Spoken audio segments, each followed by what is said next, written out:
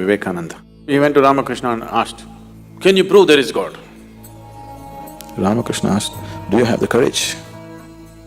He hesitated for a moment and he said, "Yes, I want to see." And when he came out, all his questions had completely evaporated.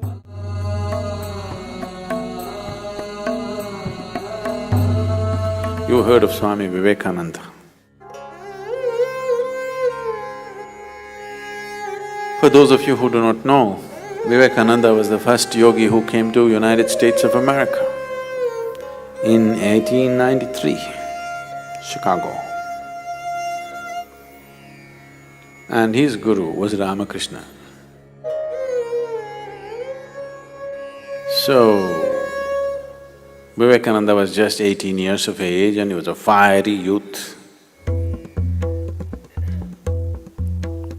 One day, somebody told him there is this mystic, Ramakrishna, you must see him, he has all the answers. You have so many questions, that's where you should go. So he went. He is all fired up, full of intellect and full of argument about everything. He's an activist. He's not a spiritual seeker as such. He has no such intentions. Only thing is, he has questions. He's not a conscious seeker yet. He's more like an activist. He's going every place to demolish all the mumbo-jumbo that's going on around him. So he went to Ramakrishna and asked, "What is this all the time you're talking God, God? Can you prove there is God?" Ramakrishna said, "Well, I am the proof."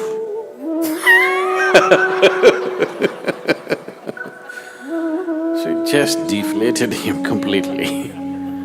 He was expecting all those head-spinning arguments. Ramakrishna said, "Well, I am the proof. I'm here. This is the proof." Then he made the mistake of asking, "Can you make me experience whatever it is?" Ramakrishna asked, "Do you have the courage?" Vivekananda was known to be a very brave man. He hesitated for a moment and he said, "Yes, I want to see."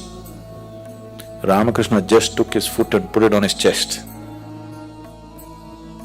And Vivekananda did not get up from a samadhi state for hours.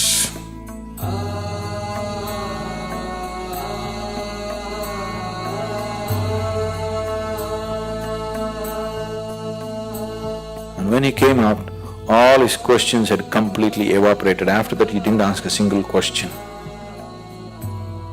He saw something that he had never imagined in his life. And then the madness caught him.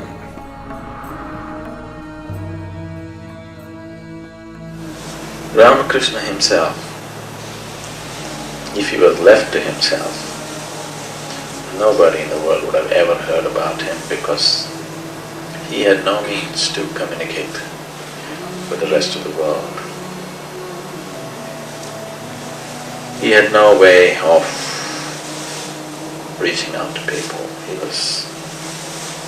He was incredible, but not cunning enough to operate with the world. Does not have the necessary will to do anything with the world. So he chose Vivekananda as his vehicle. He took Ramakrishna all over the world. There have been hundreds of Ramakrishnas, but you heard only of one Ramakrishna because of somebody like Vivekananda.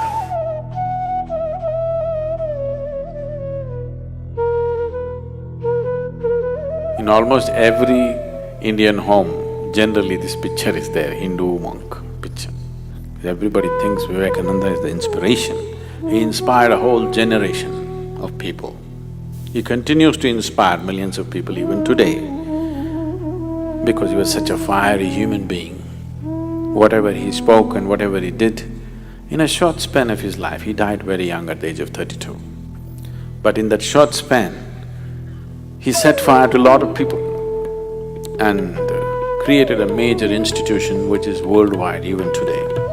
The Ramakrishna mission is almost everywhere in the world.